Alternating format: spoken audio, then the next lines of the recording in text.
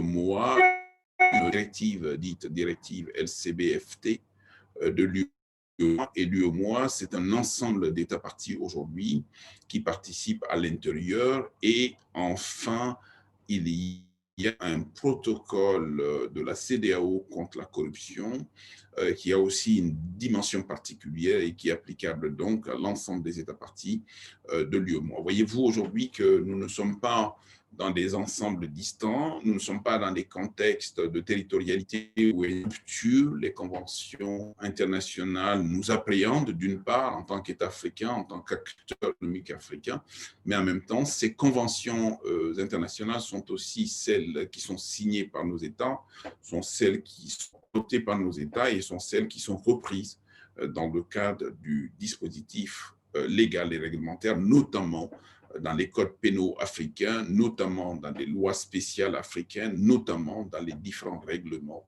qui interviennent en Afrique. Ensuite,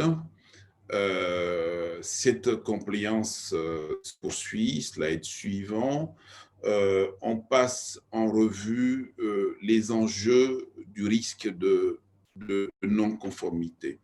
Et vous savez aujourd'hui que la corruption est une pandémie qui est dénoncée partout et qui est un défi majeur à l'échelle du continent africain. Quand vous voyez les chiffres aujourd'hui, vous vous rendrez compte que l'indice moyen, donc l'Afrique 32e sur 100 au niveau de l'indice Transparency International. Et vous savez également que notre continent est l'une des phares où la croissance économique est la plus rapide au monde aujourd'hui, où les niches économiques sont les plus fortement présentes et présentées aujourd'hui, où bien évidemment ce terrain africain est propre à l'émergence d'économiques nouveaux, dans des niches économiques aujourd'hui impliquent une dynamique économique presque universelle aujourd'hui. Je pense notamment aux champs miniers, je pense notamment aux matières premières qui sont récoltées en Afrique, je pense notamment à tous ces secteurs clés de l'économie africaine, allant de l'agriculture jusqu'aux minerais, jusqu'aux mines, jusqu'au pétrole et que sais-je encore. Tout cela met l'Afrique en prise directe justement à ces questions de non-conformité, à ces questions de corruption, questions de compliance véritablement.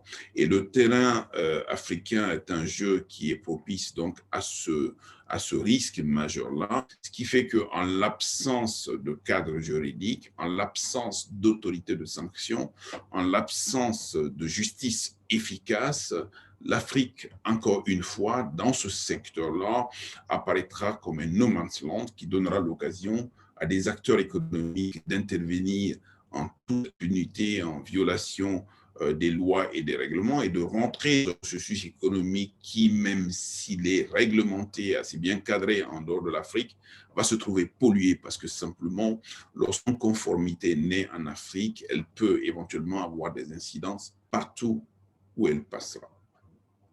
Slide suivant. Donc, ces enjeux constituent des risques majeurs contre lesquels aujourd'hui il faut bien évidemment interagir dans un processus qui donne l'occasion aujourd'hui aux gens d'être dynamiques de coopération et de coopération assez forte.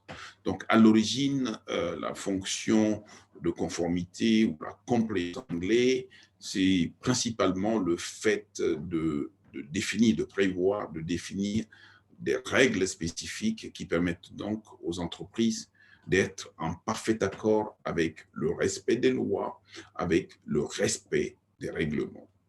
Il n'y a quasiment aucun secteur qui échappe aujourd'hui à la problématique de la compliance, que ce soit le secteur spécifique de la banque et de la finance. C'est un secteur clé qui aujourd'hui est exposé non seulement au maniement des fonds, mais à la détention des fonds pour le compte des tiers et à la participation à des transactions qui peuvent être assez importantes et qui parlent de transactions importantes, parlent aussi de niveau de risque élevé. Le secteur douane, le secteur du national, le secteur de l'export, le secteur du transport sont des secteurs qui sont fortement exposés à ce niveau-là. Les secteurs agricoles aussi, celui de télécom. Vous savez aujourd'hui que le niveau des transactions sur les licences téléphoniques sont assez importantes aujourd'hui et elles peuvent être également source de gros risques à ce niveau. Je n'oublie pas le secteur de l'industrie, et je vous ai parlé donc de l'industrie minière, je parlé des industries extractives, je vous ai parlé du pétrole, je vous ai parlé de l'ensemble des matières premières. L'ensemble de ces secteurs clés en rapport avec la compliance constituent des fonds pour des scandales financiers divers. Elles se renforcent et touchent ainsi à tous les domaines. Je vais donc m'arrêter là pour passer donc la main à Alima qui va devoir intervenir pour la suite. Alima.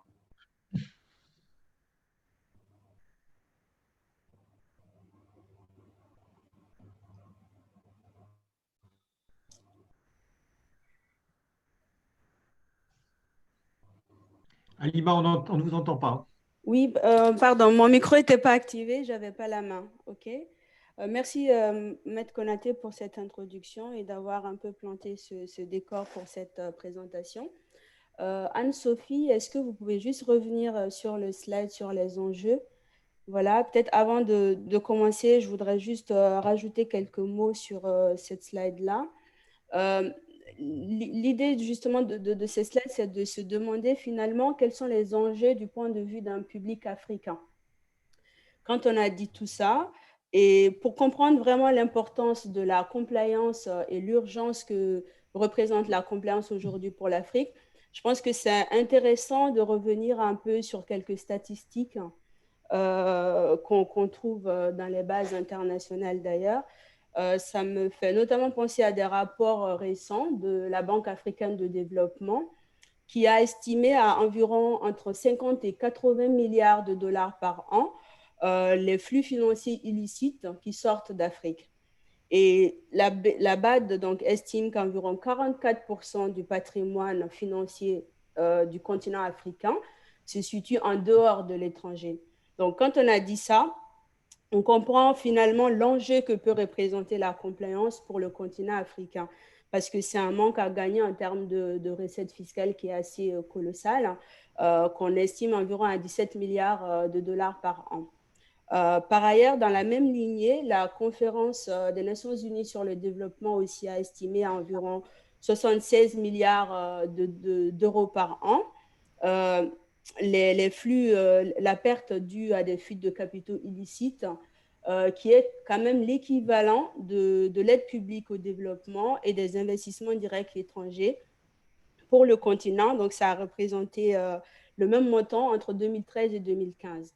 Donc, aujourd'hui, on a une hémorragie de capitaux illicites que subit l'Afrique et qui handicape beaucoup la capacité de ces États finalement à subvenir aux besoins les plus basiques de leur société, qu'on peut dire, enfin, en termes de besoins basiques, on pense notamment à la santé, l'éducation, la justice ou encore plus simplement la sécurité. Donc, qui font que la corruption aujourd'hui est un défi endémique à l'échelle du continent. Et comme le disait tout à l'heure Maître Konaté par rapport à l'indice Transparency International, bon, après on peut avoir une discussion sur la méthodologie de ces indicateurs, mais toujours est-il que c'est une bonne référence pour les États et les entreprises pour se rendre compte finalement de la perception de la corruption au sein d'un État. Et à l'échelle de l'Afrique subsaharienne, en 2020, donc l'indice de perception de la corruption est estimé à 33 sur 100. Donc sur une base de 100, pour vous donner un ordre de grandeur, le pays le mieux noté se situe à 87 sur 100, qui est le Danemark ou encore la Nouvelle-Zélande. Donc ça montre vraiment l'importance de ce fléau en Afrique aujourd'hui et qui ressort vraiment comme un fléau qui handicape beaucoup le développement économique du continent. Et peut-être pour illustrer mon propos avec ces statistiques-là, c'est si on prend par exemple l'exemple d'un État dont l'administration publique est corrompue, ce qui est malheureusement beaucoup le cas dans beaucoup de pays en Afrique où la corruption est limite à toutes les échelles. On a des structures politiques oligarchiques, enfin, des conflits d'intérêts, de la faux corruption à grande échelle, etc. Donc, si on prend un exemple d'un État dont l'administration publique est corrompue, ben, dans de tels contextes, les agents de cette administration perçoivent constamment, on va dire, des pots de vin dont l'importance est plus ou moins élevée selon la nature des faits. Et ben, les personnes donc, qui sont bénéficiaires de ces pots de vin vont avoir comme objectif premier, c'est d'essayer de blanchir leur argent pour utiliser un jargon dans le cadre de la lutte contre le blanchiment. L'objectif premier, ça va être vraiment de laver, de donner un aspect légitime à ces fonds. Et donc, dans un État où le dispositif anti-blanchiment est vulnérable, eh ben, l'État va donner la facilité à la prolifération des capitaux illicites issus de la corruption. On peut aussi dire de la fraude, des détournements de fonds publics, etc. Donc, tout ça va faire qu'il va y avoir un sentiment de manque de confiance entre la population et leurs institutions et donc fragiliser les institutions dans ces pays-là. Et finalement, donc, ce qu'on peut dire, c'est qu'au-delà d'un fléau économique, la corruption va se présenter vraiment comme c'est un cancer politique finalement qui décrédibilise l'autorité publique, ça brise la confiance donc, entre les populations et les institutions et finalement c'est la porte ouverte à l'instabilité politique, les tensions sociales, voire parfois les guerres civiles. Donc, quand on a dit tout ça, on comprend vraiment l'importance de la discipline compliance pour un public africain et surtout que ça va finalement avoir tendance à ternir l'image de ces États-là et donc fragiliser la confiance que les investisseurs économiques internationaux vont avoir pour ces pays et par ricochet freiner le développement de ces États-là. Bon, après, quand on a dit ça, bien sûr, il n'y a pas que la corruption en Afrique. Heureusement, il y a des choses aussi positives. On peut dire, par exemple, comme on le note ici, la croissance des États africains subsahariens est l'un des plus élevés au monde avec l'Asie. Et la Banque africaine de développement aussi, dans ses statistiques, dit clairement qu'il projette à horizon 2050 qu'un quart de la population mondiale sera africain. Donc, quand on dit ça, on voit aussi l'intérêt grandissant de ces acteurs économiques internationaux qui font qu'ils ont envie d'investir en Afrique, mais en contrepartie de ces investissements, ils vont exiger des garanties, notamment un dispositif de conformité. Et donc, ces institutions, finalement, vont avoir tendance à importer leurs exigences conformité en Afrique et ça se matérialise à travers les organismes internationaux de développement qui vont conditionner leur aide à la mise en place de programmes de conformité ou la présence de filiales de banques ou d'institutions financières internationales qui vont aussi importer des exigences de conformité élevées, des exigences applicables dans leur juridiction, ou des acteurs du commerce international qui vont importer des cadres juridictionnels très contraignants. Et donc, tous ces éléments-là font finalement que l'Afrique est aujourd'hui un terrain de jeu qui est vraiment propice au risque de non-conformité. Et finalement, c'est aussi un terrain de chasse pour les autorités de sanctions internationales qui, du coup, vont avoir tendance, si on peut dire, à venir faire leurs emplettes et à sanctionner lorsque des pratiques ne sont pas conformes à leur réglementation ou au cadre qu'ils ont défini. Donc, c'est vraiment l'enjeu principal pour un développement économique africain, c'est d'intégrer cet écosystème international et de respecter certaines règles qui sont définies par des acteurs internationaux et auxquelles l'Afrique aussi devra se plier. Donc, on peut passer au slide suivant. Une fois qu'on a dit ça, peut-être pour remettre le contexte dans la définition même de la notion compliance, parce qu'on a un public divers et varié. Compliance, donc conformité en français, qu'est-ce que c'est? Ben, finalement, la compliance, c'est un ensemble de processus qui sont destinés à assurer qu'une entreprise, ses dirigeants ou ses salariés respectent des normes juridiques et éthiques auxquelles ils sont soumis. Donc, quand on a dit ça, le compliance officer ou la personne donc, qui est responsable de la conformité, quel est son rôle? C'est que la personne va veiller à préserver son entreprise des risques juridiques et réputationnels, des risques financiers aussi, puisque à la clé, souvent, c'est des sanctions financières très, très élevées.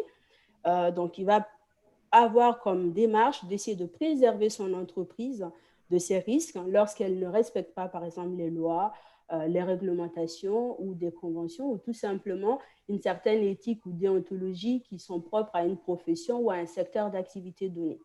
Donc, ce spécialiste finalement de la gestion de risque de l'entreprise va être le garant de l'éthique et va prémunir l'entreprise contre des risques divers et variés tels que pour la prévenir de la corruption, les délits économiques et financiers ou encore d'autres risques qui sont de plus en plus divers aujourd'hui, qui vont être des risques environnementaux ou sociaux.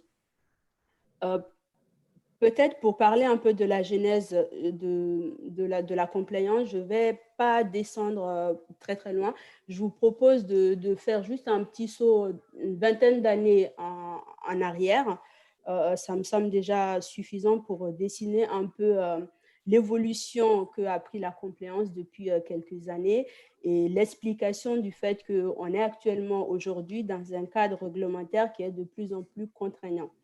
Donc, à la fin des années 90, début des années 2000, il y a eu un certain nombre de scandales financiers dont on peut aisément trouver des informations sur Internet ou dont la plupart d'entre vous ont aussi entendu parler. C'est notamment des affaires qui ont concerné des faits de corruption à l'échelle d'entreprise ou de faits de fraude. On peut par exemple citer le cas de la société Enron, qui était une société américaine dans l'énergie, qui a fait faillite en 2001 de mémoire, et notamment sous fond de corruption. Et par la suite, les dirigeants ont écopé de plusieurs dizaines d'années de prison, par exemple.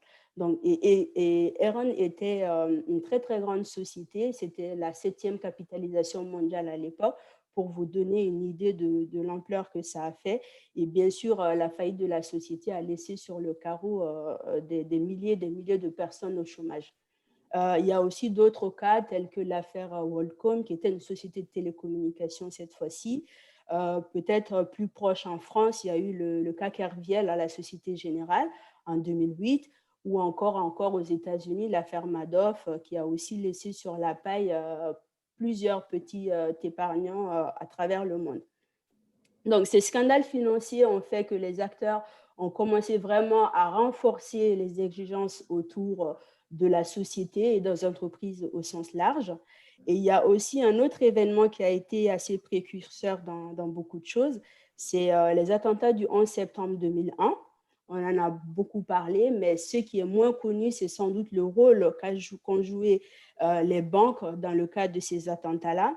Les banques ont été notamment décriées, tout ce qui est banque de correspondance, donc le correspondent banking, parce que leur dispositif de contrôle interne était relativement défaillant. Donc, leur rôle a été mis en lumière dans ce sens où ils n'avaient pas de dispositif efficace pour bien tracer les transactions donc, financières qui étaient d'ordre criminel, qui servaient notamment à financer les terroristes qui ont provoqué les attentats du 11 septembre. Donc, après cet attentat-là, les États-Unis ont vraiment renforcé leur arsenal juridique pour à la fois protéger leurs intérêts, mais aussi assurer la sécurité de leur territoire. Et donc, ce renforcement a donné lieu vraiment à une pléthore de législations qui, au-delà du spectre national, ont vocation vraiment à s'étendre au-delà seulement du territoire américain. Et c'est vraiment là où il y a l'essence aujourd'hui de la place que la compliance a dans nos quotidiens, parce qu'on dépasse du coup largement la notion de la conformité bancaire qui se limitait à la conformité lutte anti-blanchiment des capitaux, par exemple, et qui s'étend aussi à la lutte contre le terrorisme, le financement du terrorisme, et qui touche un peu tous les secteurs d'activité, industriels, la douane, le transport, le secteur agricole, etc. Donc, finalement, aujourd'hui, la compliance, ça va concerner toutes les activités qui sont susceptibles de contrevenir à des réglementations internationales auxquelles une entreprise est soumise. Donc, je pense que c'est la définition la plus large qu'on peut la donner et qui explique le cadre réglementaire actuel dans lequel nous vivons et que nous subissons parfois. Sur le slide, la slide suivante. Alors là, peut-être pour descendre un peu plus dans le détail du contexte qui nous réunit, pour vous parler un peu plus donc, de ce contexte extraterritorial, le panorama de la régulation internationale s'est aussi renforcé. Déjà, peut-être la notion de régulation. Donc, la notion de régulation a deux pendants, parce que à la fois, on parle de réglementation derrière la régulation pour signifier un ensemble de règles et de comportements, mais aussi les aspects de supervision. Donc, ça cache aussi l'aspect de supervision qui vise à contrôler le respect de ces règles-là, avec pour objectif donc, la stabilité économique mondiale. Donc, l'écosystème de la régulation s'est densifié vraiment depuis plusieurs années, avec des acteurs de plus en plus nombreux et de plus en plus coercitifs. Et cette tendance coercitive donc, ne se limite plus aux sphères nationales, mais elle s'étend à une dimension vraiment extraterritoriale, notamment donc, aux États-Unis, dont on a parlé tout à l'heure, mais aussi depuis 5-6 ans, l'Europe aussi, en réponse aux lois américaines, a tendance à adopter donc, cette démarche d'extraterritorialité et pour étendre le respect de ces règles au-delà de ses frontières. Donc aujourd'hui, les entreprises ou les organisations africaines ou encore les organisations internationales qui sont implémentées en Afrique doivent non seulement se conformer aux obligations légales réglementaires qui peuvent être applicables dans leur juridiction, leur domiciliation, mais dans certains cas, elles doivent aussi également se conformer aux lois et réglementations des pays qui revendiquent donc cette extraterritorialité et de fait qui les impactent aussi bien sur le plan opérationnel que juridictionnel. Alors, sur ces slides-là, je ne vais pas m'attarder sur les initiatives internationales qu'il y a autour des thématiques de la compliance. Maître Konaté en a parlé un peu rapidement. Je vais peut-être plus faire un focus sur les États-Unis et l'Europe et cette problématique d'extraterritorialité dont on a parlé.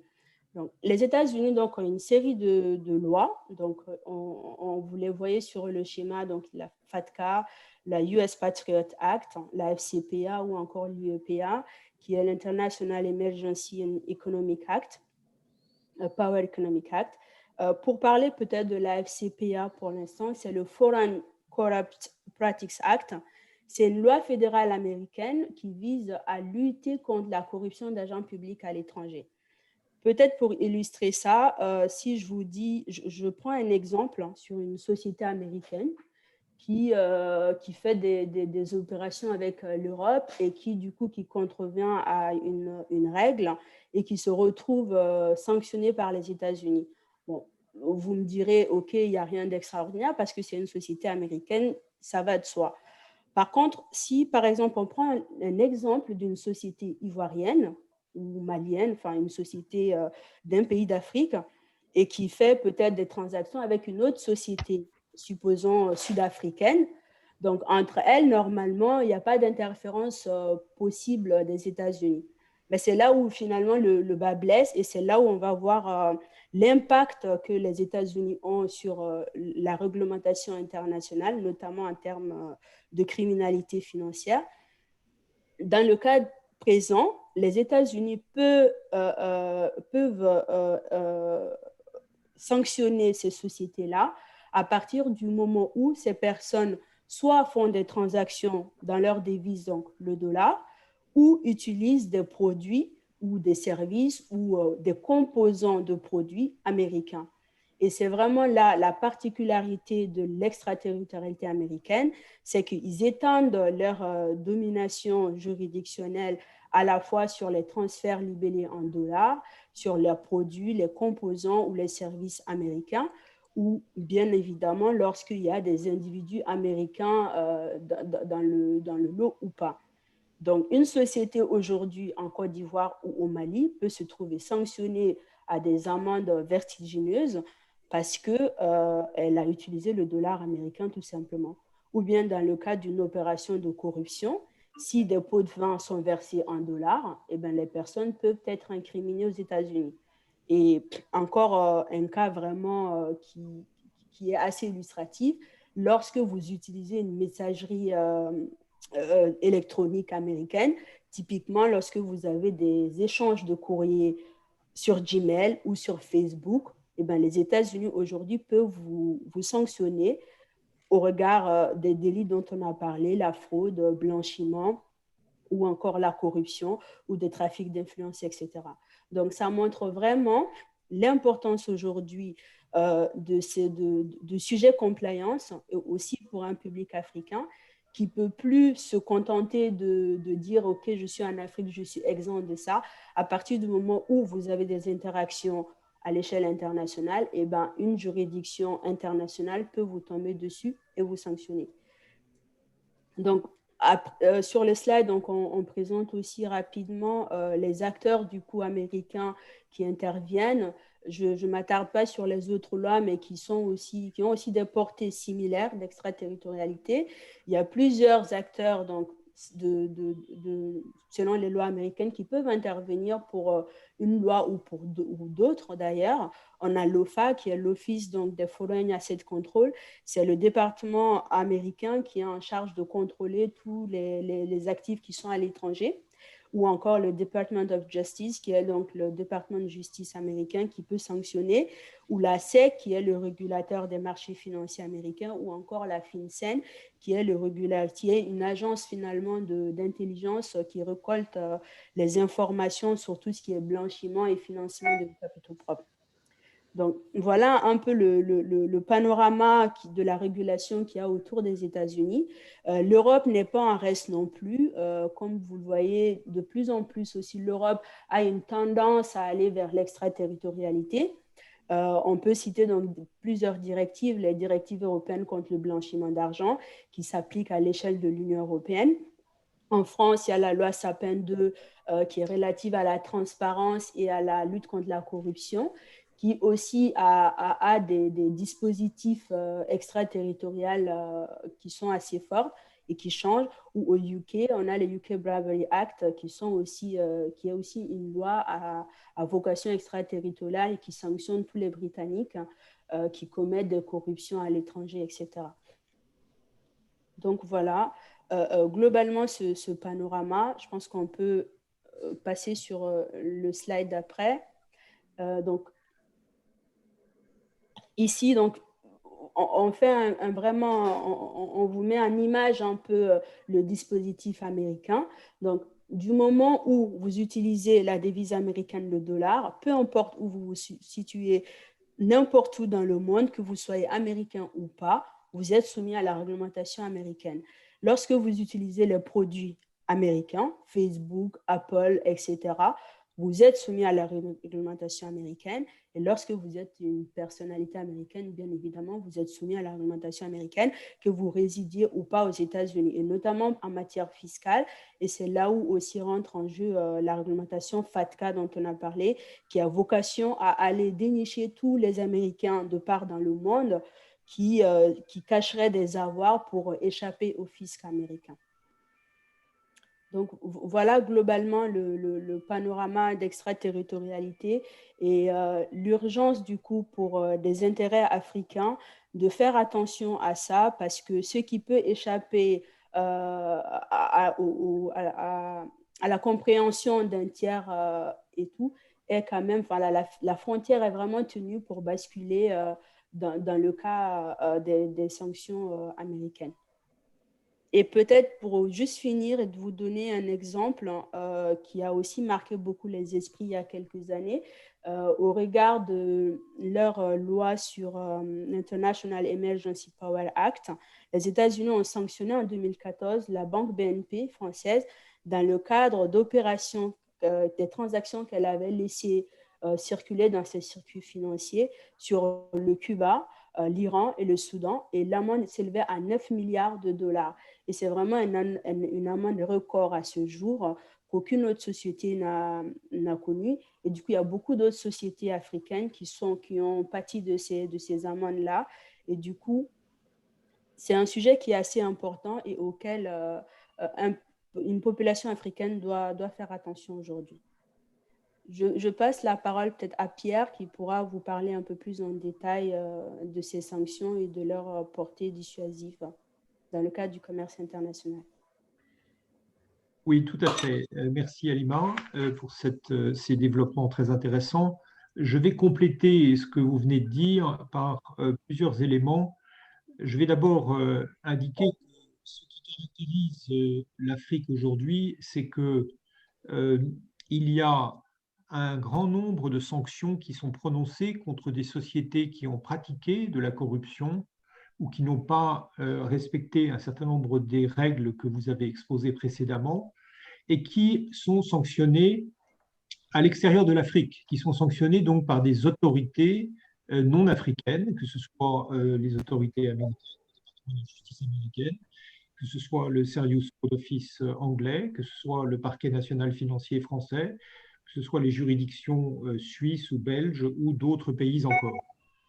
Donc, première caractéristique, des infractions commises sur le territoire africain ne sont pas sanctionnées, ne sont pas nécessairement sanctionnées en Afrique, mais sont sanctionnées dans d'autres juridictions par des autorités d'autres pays et parfois sanctionnées avec une extrême sévérité. Ça, c'est la première caractéristique. La deuxième caractéristique, pour revenir sur ce concept d'extraterritorialité, je voudrais introduire ici une nuance. L'extraterritorialité, c'est le fait d'appliquer une loi d'un pays à des faits qui sont commis à l'extérieur de ce pays. Alors, il y a aujourd'hui un certain nombre de pays qui ont des lois extraterritoriales, mais ce n'est pas sur ce thème-là que je voudrais vous parler là tout de suite. Je voudrais plutôt vous alerter sur le fait que dans beaucoup de cas où des sanctions sévères ont été prononcées contre des entreprises, notamment multinationales, et contre leurs intermédiaires ou contre les bénéficiaires de leur largesse, en particulier en Afrique, ce qui doit être noté, c'est que très souvent, des actes ont été commis sur le territoire anglais ou sur le territoire américain. Et notamment, il y a aujourd'hui plusieurs anciens hommes politiques de pays d'Afrique qui sont en prison aux États-Unis parce que, à l'occasion d'un voyage aux États-Unis, alors même qu'ils faisaient l'objet d'un mandat d'arrêt et alors même qu'ils avaient des biens aux États-Unis et qu'ils avaient transféré des sommes aux États-Unis, évidemment, ils ont pu être sanctionnés et appréhendés aux États-Unis et donc se retrouver en prison. Donc, je pense qu'il y a là un élément qui est important, c'est que, en particulier pour la juridiction américaine, le critère de rattachement à la juridiction américaine, comme l'a dit Halima tout à l'heure, peut être parfois très ténu, avec simplement l'utilisation de moyens de communication ou de moyens de paiement américains, mais ce qui quand même caractérise les grands dossiers dont la liste figure sur les pages suivantes, c'est qu'il y a toujours des faits commis sur le territoire américain. Et ça, je crois que c'est un élément qu'il faut garder à l'esprit parce que, en fait, on observe que ceux qui transgressent sont souvent des gens qui le font avec beaucoup d'imprudence. Ensuite, l'autre élément sur lequel je voudrais attirer votre attention, c'est que certains pays, et notamment les États-Unis ou l'Angleterre, utilisent des moyens d'investigation en matière de lutte pour le respect de leur législation et donc de lutte notamment contre le blanchiment ou contre la corruption, utilisent des moyens d'investigation extrêmement puissants qui n'hésitent pas souvent à avoir recours à des services de renseignement ou à des moyens et des techniques de police qui sont extrêmement agressives. Et je crois que pour beaucoup d'entre nous qui n'avons pas nécessairement cette culture et la culture de ce type de comportement, c'est un élément qu'il est important de garder à l'esprit, car les moyens de lutte sont aujourd'hui utilisés par certains pays de façon très musclée. Ensuite, je crois qu'il y a aussi un élément qui est intéressant, c'est qu'un certain nombre de concepts juridiques sont utilisés de façon très agressive. Par exemple, la notion de prescription. Aux États-Unis, lorsque vous êtes arrêté pour un fait de corruption, on vous demande de plaider coupable et dans le plaider coupable, on va vous demander de renoncer à la prescription.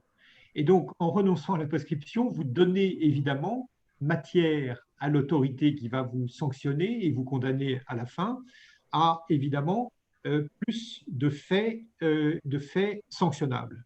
De la même façon, la notion d'agent public, puisque vous savez que la corruption d'agents publics est partout dans le monde sanctionnée de façon plus sévère, la notion d'agent public en droit américain est un concept qui est particulièrement large et que sont des agents publics, non seulement évidemment des agents de l'État, mais aussi de toutes les administrations publiques, des hôpitaux publics par exemple, et que donc ça donne lieu à l'application des lois anticorruption sur des pans très importants de l'économie des différents pays.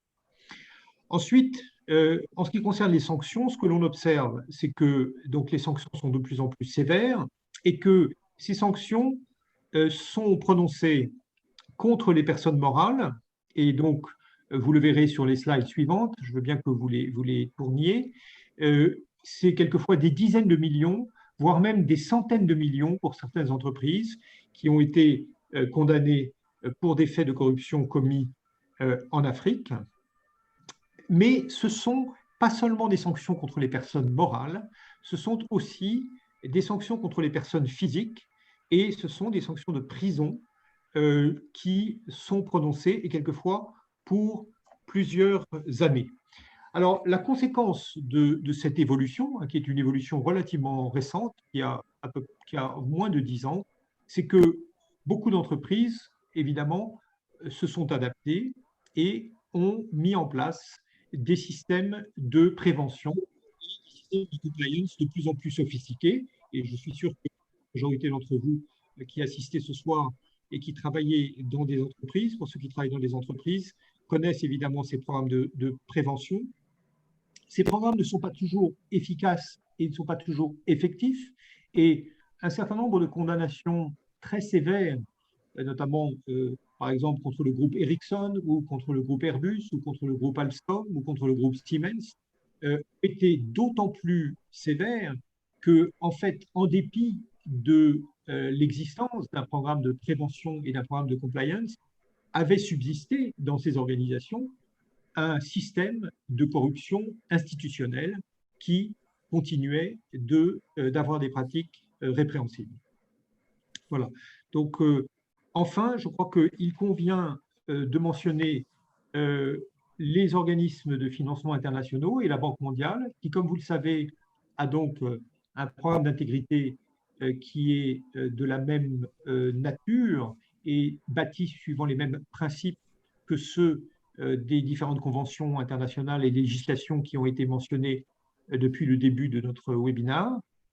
Les sanctions de débarment qui sont prononcées par la Banque mondiale ou par les banques régionales de développement et d'investissement sont elles aussi très sévères, hein, puisqu'elles peuvent aboutir à plusieurs années de debarment, c'est-à-dire d'être privé des financements internationaux, l'imposition d'un moniteur qui va surveiller pendant plusieurs années la mise en place d'un programme de compliance et surtout un élément que vous ne devez pas ignorer qui est cette sanction sévère du cross-debarment, le fait que lorsqu'une banque de développement international prononce une sanction, cette sanction est souvent étendue par les autres banques et qu'elle s'applique donc au niveau mondial. Voilà, je passe maintenant la parole, je crois, à Mathias. Merci Pierre. Bonsoir à tous. J'ai la lourde tâche, dans un contexte international déjà assez déprimant, de vous parler du risque pénal sans vous déprimer davantage. Et le moins que l'on puisse dire, c'est que du risque pénal en France, il s'est accentué ces dernières années.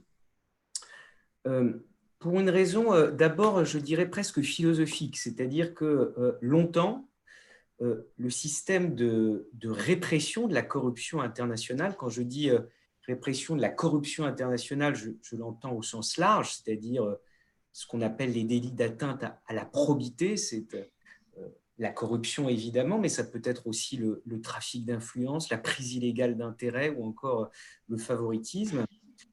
Ce système, il a été critiqué et jugé par les organisations, notamment européennes, l'OCDE, insatisfaisant.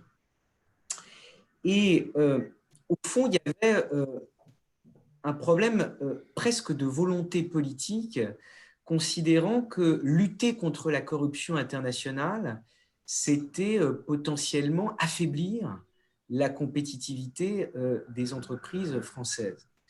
Et ça n'est qu'à travers la philosophie qui est celle de la compliance et l'idée que lutter contre la corruption internationale et en réalité protéger l'entreprise, protéger non seulement ses intérêts financiers mais aussi son image, que la loi Sapin II, dont Halima vous a parlé tout à l'heure, est venue encadrer les dispositifs à mettre en place, à la fois d'un point de vue préventif, ça c'est les programmes de conformité dont vous a parlé Pierre à l'instant, mais également d'un point de vue répressif.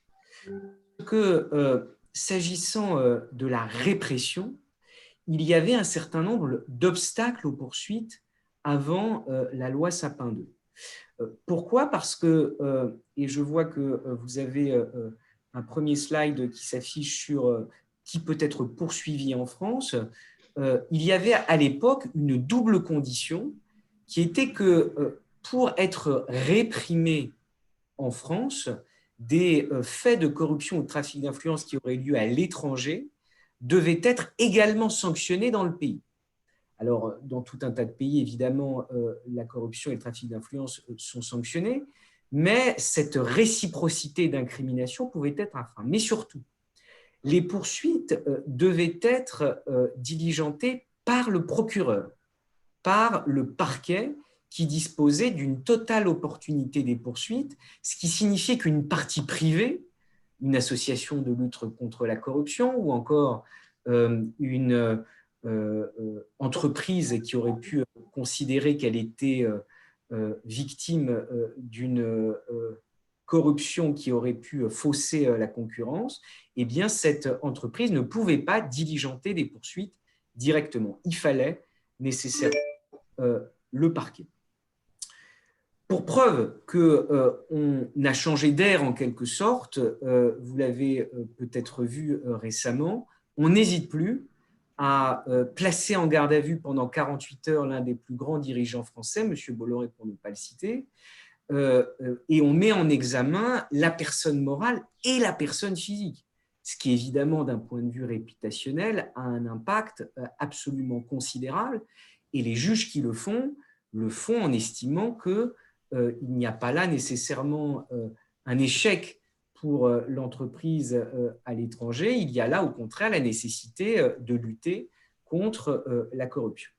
Alors, qui peut être poursuivi en France ? Vous avez, comme dans tous les systèmes juridictionnels, un principe qui est celui de la compétence territoriale. Compétence territoriale, on le disait tout à l'heure, il suppose que toute personne française ou étrangère qui commet un délit dont l'un des éléments constitutifs a lieu en France peut être poursuivi en France. Je dis bien l'un des éléments constitutifs. Ça signifie que si la corruption a lieu à l'étranger, mais comme le disait tout à l'heure Pierre, l'un des éléments, par exemple la décision du pacte de corruption a lieu en France, alors vous pouvez poursuivre en France. C'est déjà une manière d'élargir le champ des poursuites. Mais vous avez également une exception, celui de la compétence personnelle, c'est que si la victime est française, par exemple si la victime de la corruption est une entreprise française qui considérerait que la corruption a conduit à ce qu'elle soit évincée d'un marché, eh bien, on peut là aussi poursuivre toute personne française ou étrangère qui aurait commis le délit. Mais là où la loi Sapin II, je dirais, accroît encore davantage la question de l'extraterritorialité de la loi française, c'est qu'elle considère que toute personne française ou étrangère résidant habituellement en France ou exerçant tout ou partie de son activité peut également être poursuivie en France. Vous voyez la différence, c'est-à-dire que dès lors qu'une partie de votre activité est exercée en France, peu importe le lieu de l'infraction, peu importe que la victime soit française ou étrangère, alors la France sera compétente. Une fois cette question de qui peut être poursuivi envisagée, on passe à la slide suivante sur la manière dont la procédure se déroule. Et vous le voyez, point de départ, vous avez l'alerte. L'alerte, elle peut être interne ou externe.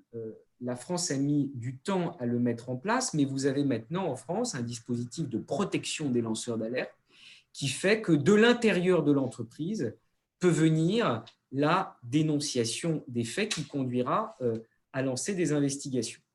Mais elle peut être aussi externe, ça peut être un concurrent ou tout simplement ce qu'on appelle la clameur publique, c'est-à-dire l'idée qu'un journaliste viendrait révéler un certain nombre de faits et que le parquet viendrait s'autosaisir des faits en question pour lancer des investigations. Le parquet, une fois qu'il a été saisi de cette alerte interne ou externe, il a deux options. Il, pour lancer des investigations, peut soit ouvrir une enquête préliminaire, soit ouvrir une information judiciaire. L'enquête préliminaire suppose qu'il conserve la direction de l'enquête, et en particulier, s'agissant des infractions d'atteinte à la probité, le parquet national financier, qui a une compétence nationale, soit il estime que des juges d'instruction sont nécessaires, et il va ouvrir une information judiciaire. À partir de là, que vous soyez donc français ou étranger, en fonction des règles de compétences que j'ai évoquées, vous pouvez avoir plusieurs statuts dans le cadre de cette procédure. Si on est en enquête préliminaire, vous n'aurez pas accès au dossier, mais vous pourrez être entendu comme témoin ou comme mis en cause, c'est-à-dire que vous pourrez être soit placé en garde à vue, soit entendu en audition libre. S'il y a une information judiciaire, alors vous aurez accès au dossier, vous aurez accès à la procédure, et là vous pourrez bénéficier soit du statut de témoin assisté, soit du statut de mise en examen. À l'issue des investigations, lorsque les personnes ont été entendues, le parquet apprécie l'opportunité de poursuivre ou pas. Et là, il a différentes options.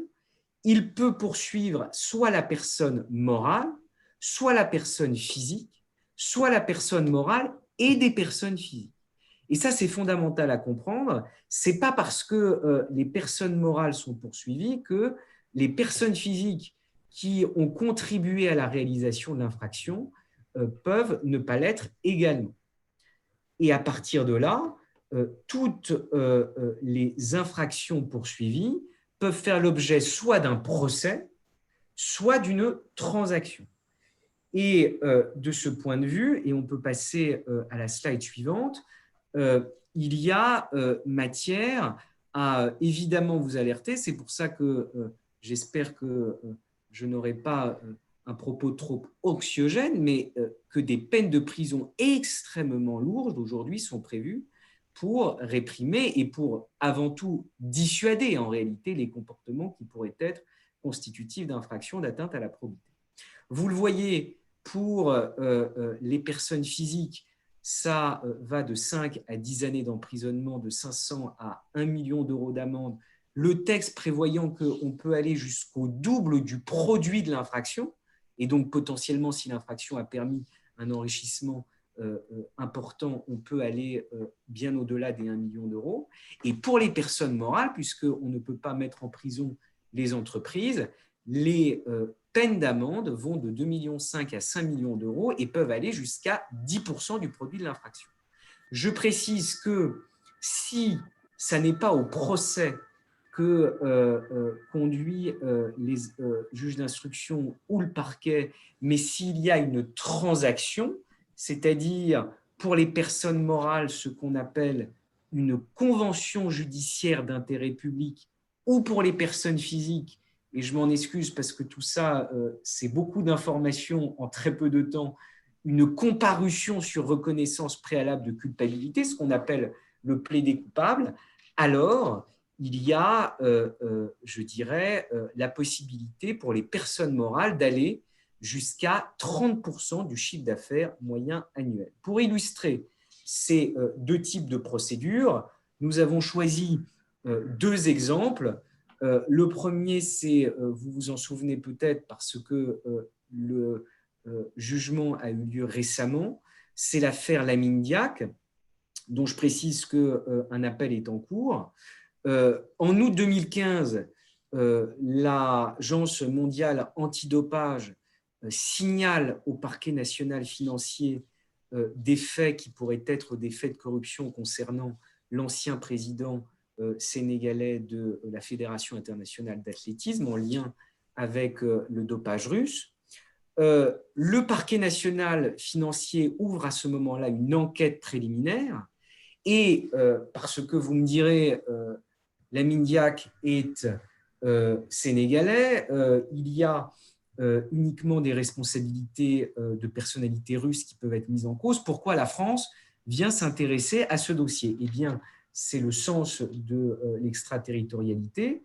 Considérant qu'un certain nombre de fonds issus de la corruption avaient été blanchis en France, eh bien, le parquet national financier s'est estimé compétent. Et il a donc ouvert une enquête préliminaire, puis en novembre 2015, une information judiciaire qui a conduit à la désignation de deux juges d'instruction. Et là, pour reprendre ce que disait Pierre tout à l'heure, et c'est là où il y a une violence extrême dans la manière dont les services d'enquête procèdent aujourd'hui, c'est au cours de l'un de ses séjours en France que M. Diack est interpellé, placé en garde à vue et mis en examen par les juges d'instruction qui ensuite font des demandes d'entraide judiciaire au Sénégal pour notamment interroger son fils qui était présumé être au cœur du dispositif de corruption. Il n'y a aucun retour des autorités sénégalaises dans un premier temps. Le fils de M. Diack ne comparaît pas en France. Eh bien, les juges d'instruction vont jusqu'à délivrer un mandat d'arrêt international qui conduit à ce que tout ce petit monde soit renvoyé en juin 2019 devant le tribunal correctionnel de Paris, qui en septembre 2020 condamne M. Diack à 4 ans de prison, dont 2 avec sursis et 5 000 € d'amende, et son fils, qui est toujours visé par un mandat d'arrêt, à 5 ans de prison ferme et 1 million d'euros d'amende. Ça, c'est en quelque sorte le circuit long de la procédure pénale, le circuit entre guillemets classique. Dans une autre affaire qui est l'affaire Airbus, dont on a beaucoup parlé ces derniers temps, vous voyez qu'on est dans un processus où la preuve ne va pas être recherchée par la coercition, mais à l'inverse, en coopération avec les personnes poursuivies. En 2014, Airbus, sous la pression d'un certain nombre d'éléments, interrompt le versement de commissions à des intermédiaires concernant des contrats et lance une enquête interne sur le fonctionnement d'un service qui s'appelle le Strategy Marketing Organization. Cette enquête interne conduit Airbus à signaler, c'est-à-dire à s'auto-dénoncer en quelque sorte, des irrégularités au parquet national financier et aux autorités anglaises. Une enquête préliminaire est ouverte et en janvier 2020, une convention judiciaire d'intérêt public, dont il convient de dire qu'elle est réalisée en partenariat avec les 3 autorités de poursuite françaises, anglaises et américaines, est signée. Et vous l'avez vu, c'est 3,6 milliards de dollars qui sont versés d'euros, qui sont versés par Airbus pour éviter les poursuites. Je précise néanmoins que l'enquête préliminaire se poursuit s'agissant de la responsabilité des personnes physiques, puisque les personnes physiques, elles, n'ont pas été parties, ne peuvent pas être parties à la convention judiciaire d'intérêt public, et que la signature de cette convention n'indique en rien que les personnes physiques, notamment les cadres dirigeants d'Airbus, ne seront pas poursuivis par la suite. Voilà ce que je tenais à vous dire sur le risque pénal, et je suis évidemment à votre disposition, ainsi que mes camarades, pour répondre à toutes vos questions.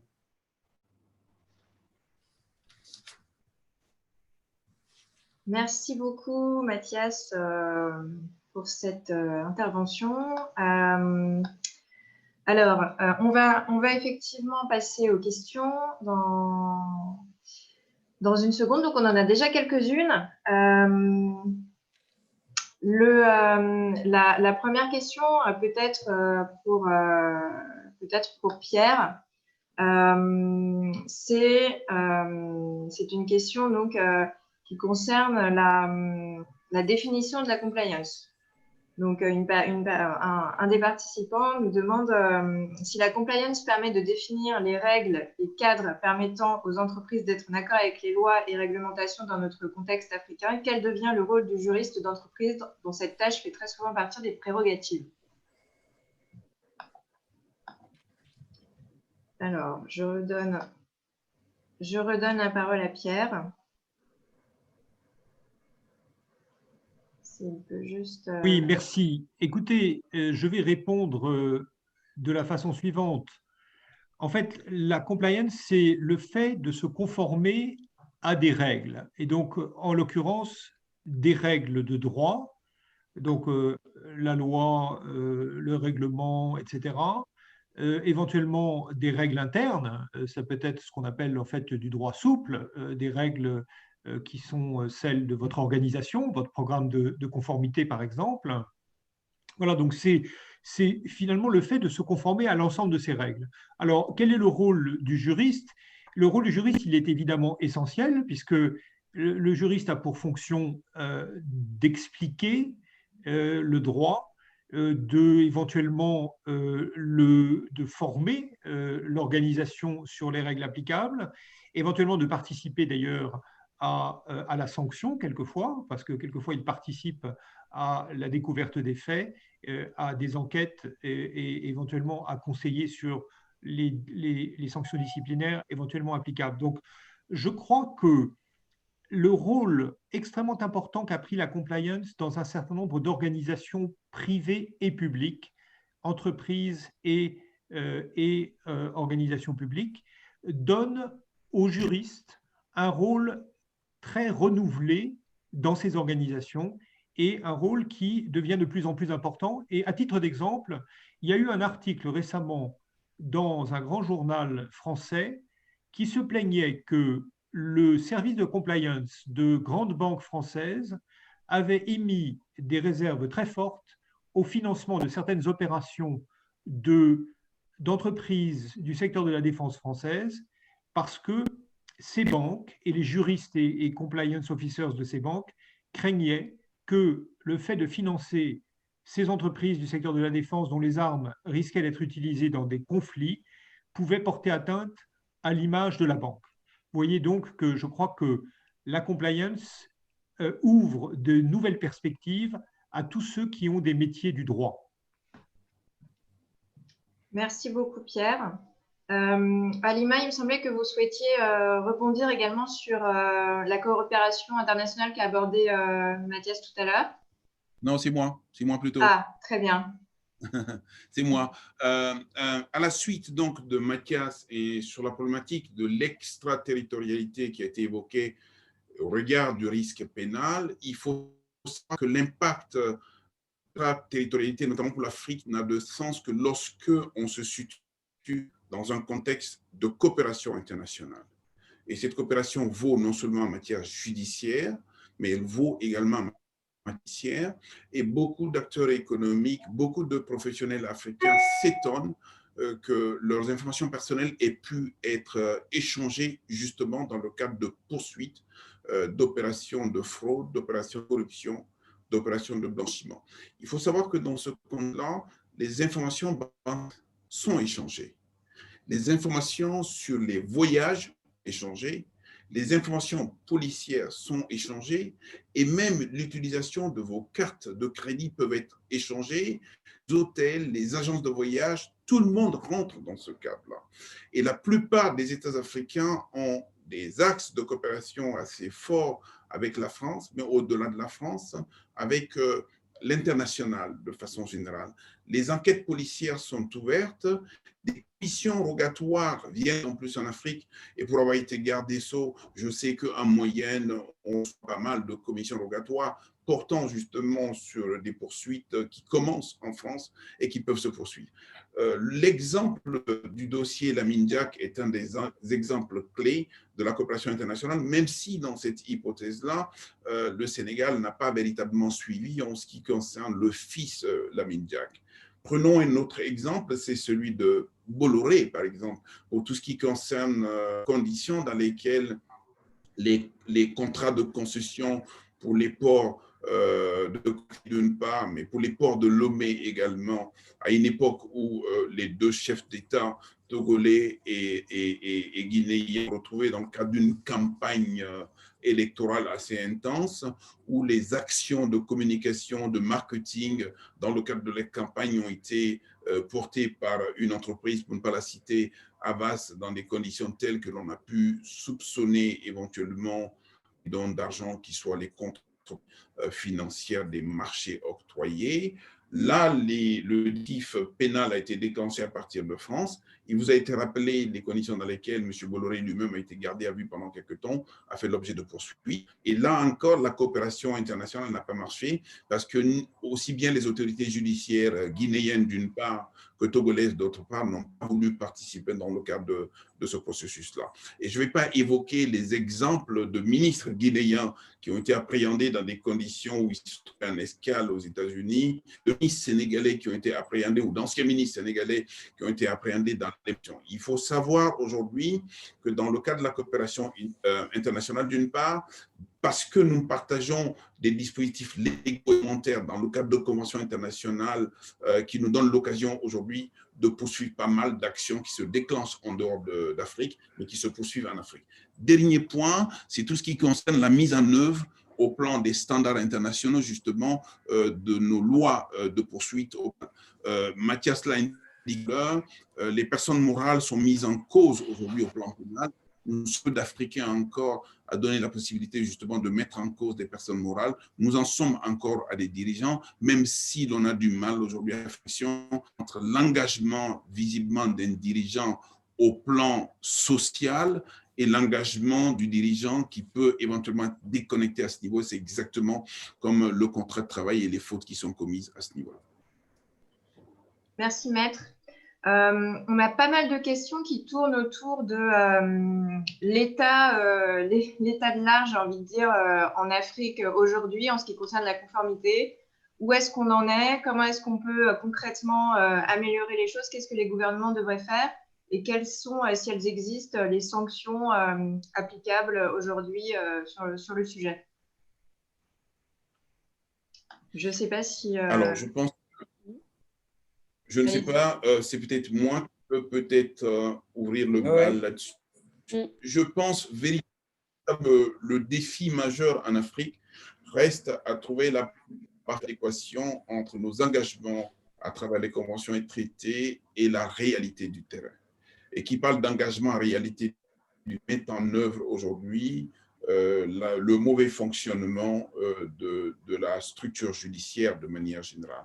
Nous n'avons pas des justices assez fortes, des justices assez capables d'appréhender dans des conditions de grande transparence aujourd'hui ces questions-là, ce qui fait qu'une poursuite en Europe, notamment en Belgique, a très peu de chances d'aboutir en Afrique parce que là, on a encore la volonté de protéger un national africain, d'échapper à la loi et à la répression pénale, de faire en sorte aujourd'hui qu'on ne donne pas de suite à ce niveau.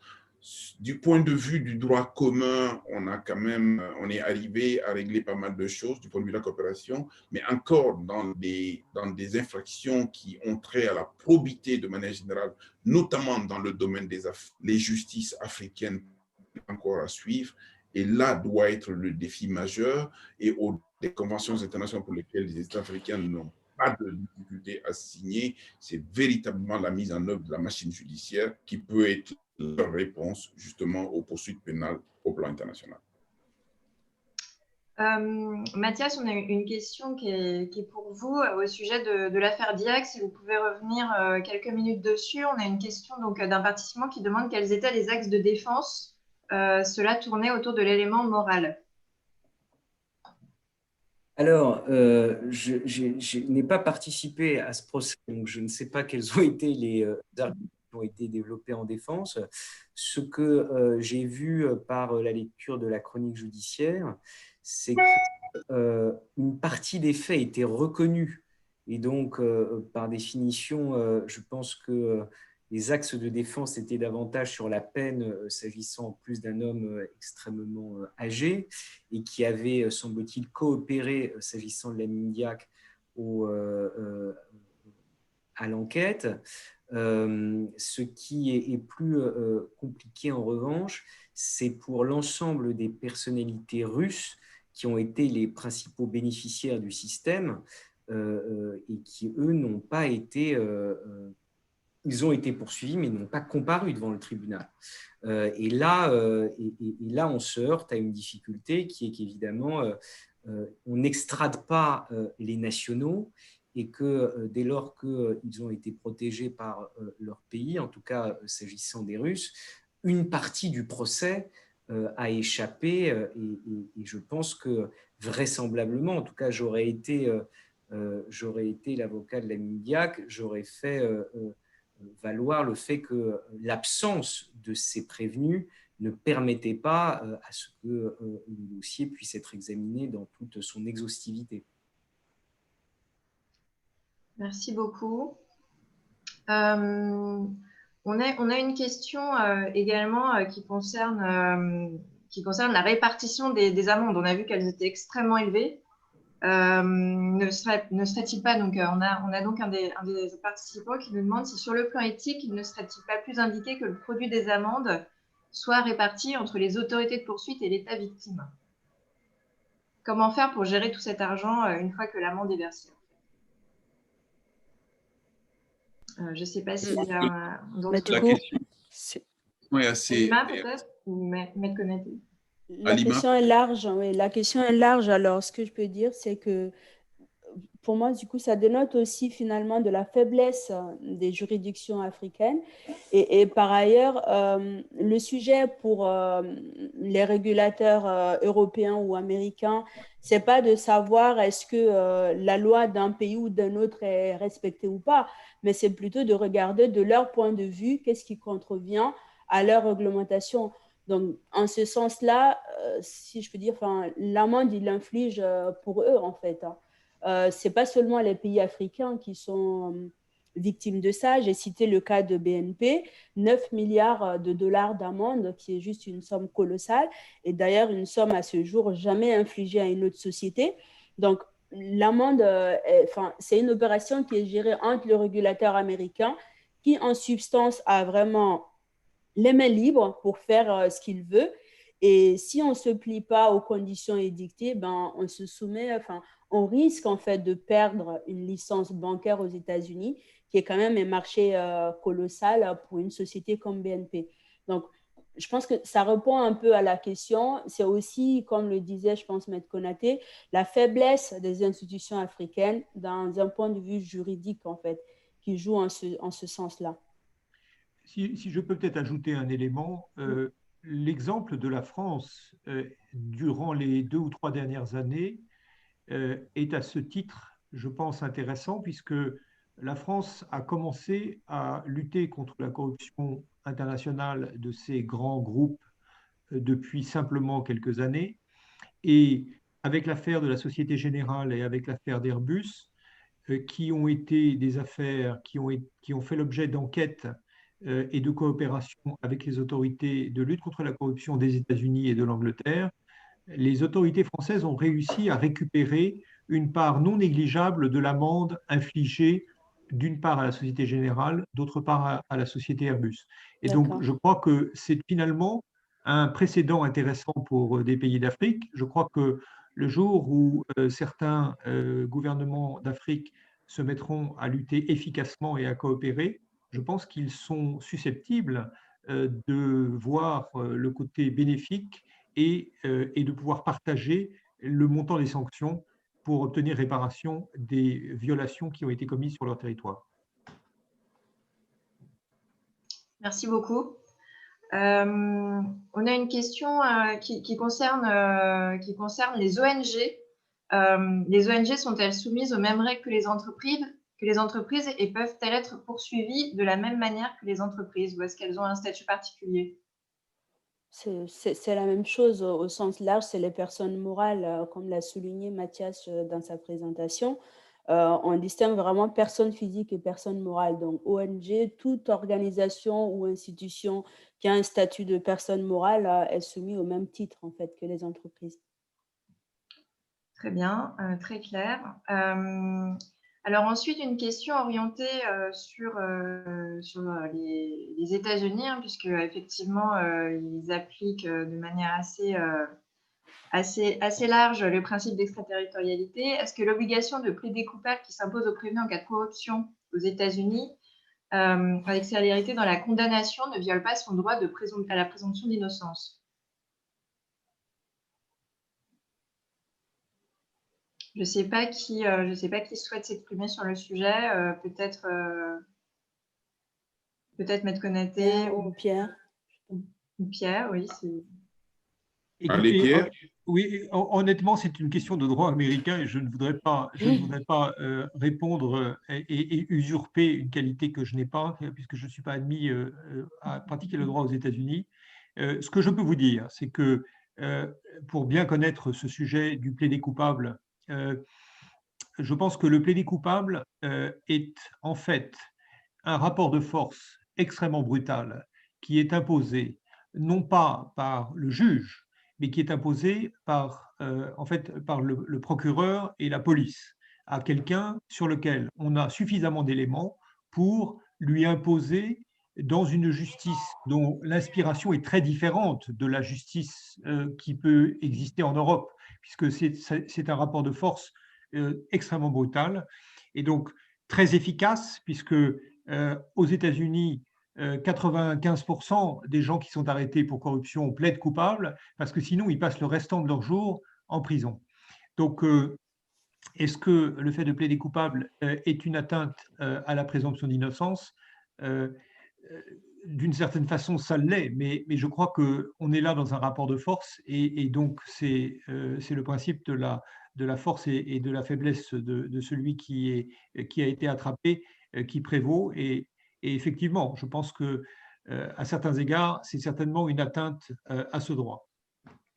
Pour prolonger ce que dit Pierre, je ne suis pas du tout spécialiste du droit américain, mais je peux vous dire que lorsque des systèmes de plaidé coupable, pour la première fois en 2008, ont été mis en œuvre en France sur donc la comparution sur reconnaissance préalable de culpabilité, puis la convention judiciaire d'intérêt public pour les personnes morales, il y a eu une défiance à l'égard de ce système, justement, qui risquait de déséquilibrer en quelque sorte l'égalité des armes entre le parquet et la défense. Et on a essayé de mettre un certain nombre je dirais, de limites, mais que ces limites sont progressivement en train, je dirais, de s'étioler, notamment s'agissant du type d'infractions pour lesquelles des plaidés coupables étaient possibles. Initialement, c'était pour des infractions extrêmement faibles, et puis au fur et à mesure, on a augmenté le quorum. Donc, ce que vous dites, effectivement, est très juste. Il y a un risque, en quelque sorte, de renversement de la charge de la preuve. C'est au parquet et c'est en principe à l'accusation de rapporter la preuve de la culpabilité. Et dès lors que vous vous retrouvez dans une situation où vous êtes en mesure d'exercer une forme de chantage, eh bien, si la personne mise en cause n'est pas en mesure de rapporter la preuve de son innocence, elle risque d'être conduite à plaider coupable. Et là, il y a, si jamais il n'y a pas des garde-fous, un risque effectivement assez important pour le procès équitable. Bon, merci beaucoup. Merci beaucoup pour cette réponse qui a le mérite de la clarté, même si effectivement, c'est un coup dur supplémentaire. Alors, peut-être une ou deux dernières questions. Allez, on va prendre celle-ci. Peut-on affirmer que la compliance contribue à améliorer la performance des banques en Afrique? Est-ce que ces mesures de conformité, est-ce que ces nouvelles législations qui ont fleuri ont permis de faire des progrès? Oui, je vais peut-être répondre à la question, comme c'est les banques qui sont concernées. Je pense que ça contribue au moins à rendre les processus des banques un peu plus efficients, puisque les contraintes qui s'imposent à elles aujourd'hui dépassent en fait le cadre national et de toute façon, dans les interactions internationales, si les banques africaines veulent participer au circuit mondial, elles sont obligées de se plier en fait à certaines règles, contraintes, et donc appliquer un cadre de contrôle interne minimum en fait. Donc, je pense que oui, ça contribue. Après, est-ce que ça améliore en soi la performance? Je ne vais pas m'avancer parce qu'il faut maîtriser tous les facteurs de performance d'une banque de données qui va dépendre de son activité par ailleurs. Mais d'un point de vue conformité, je pense qu'aujourd'hui, oui, ça y contribue clairement parce qu'il y a un certain nombre de contraintes qui s'appliquent à elles, si je puis dire, malgré elles, et auxquelles elles sont obligées de se plier. Après, il y a bien sûr de la marge encore d'amélioration, hein, mais j'ai peut-être coupé Konaté qui veut rajouter quelque chose. Non, plutôt, je voulais juste aller dans ton sens pour la question essentielle des rapports entre les banques d'une part et leurs clients. Il y a 20-30 ans, ceux parmi vous qui ont connu les relations banque-client savaient pertinemment que le client était en position totalement déséquilibrée. Et par le biais de la compliance aujourd'hui, il y a un rétablissement d'un ordre public de protection en faveur du consommateur qui fait qu'aujourd'hui, les banques sont obligées de porter à la connaissance de leurs clients un certain nombre d'informations qui sont impératives. Par exemple, les conditions de être affichées et accessibles aux gens. Par exemple, les taux bancaires doivent être de discussion.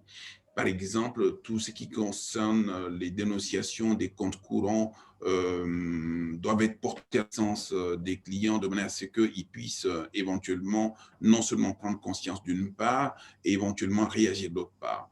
Ce qui concerne également la réception des ordres et l'exécution des ordres, il y a une certaine charge qui pèse en termes d'obligation à la charge de la banque parce qu'elle est professionnelle dans le secteur pour s'assurer que, les ordres sont exécutés dans des conditions de parfaite légalité d'une part, et deuxièmement, que les ordres sont passés en conformité avec l'objet social de l'acteur économique ou de la structure économique qui est le donneur d'ordre, et troisièmement, que cela doit se dérouler dans des conditions de conformité non seulement par rapport à la réglementation bancaire d'une part, mais par rapport à toute la problématique qui est protectrice de tout ce qui concerne les atteintes à la probité, notamment dans le domaine des affaires. Et de plus en plus d'autorités de régulation, y compris en Afrique, jettent un coup d'œil. Je donne juste un exemple aujourd'hui qui vaut pour les banques d'une exécution d'ordre, mais qui vaut également pour beaucoup de professionnels, notamment les avocats, notamment les experts comptables, pour tout ce qui concerne les déclarations préalables de soupçon. Lorsque vous avez affaire à une clientèle habituelle et qui aujourd'hui vous sollicite dans des conditions d'exécution d'ordre sur des sommes d'argent relativement importantes et inhabituelles, vous êtes tenu de déclarer ce soupçon-là au niveau des autorités de régulation, mais également au niveau du parquet.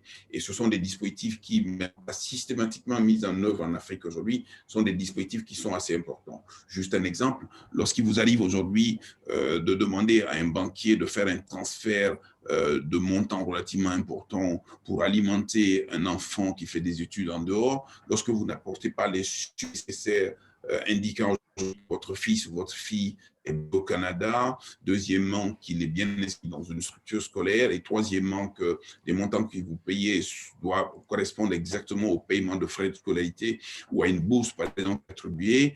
Et s'il y a le moindre détournement à ce niveau-là, vous avez toujours des autorités bancaires qui interviennent en amont ou même au niveau de la réception. On peut bloquer les fonds et éventuellement procéder donc à tout ce qui concerne les interrogations de base à ce niveau. Ce sont des éléments qui sont assez importants et je pense que c'est l'apport de la compliance et de la conformité qui font aujourd'hui que les gens sont très regardants sur ces questions.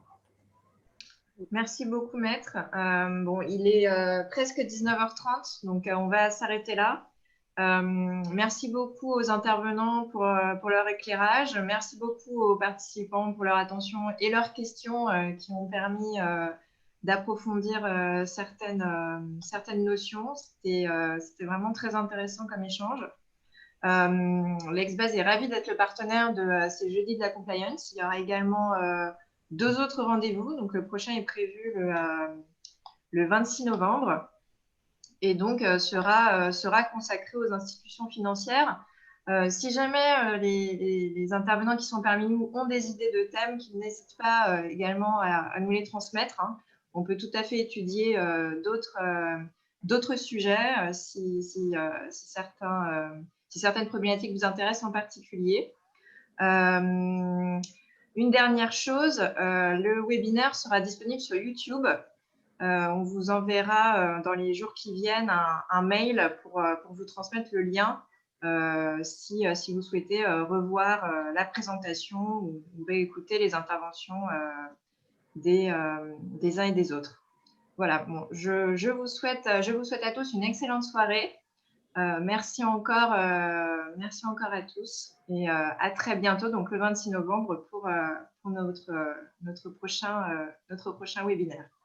Merci beaucoup. Merci à tous. Merci. Au revoir.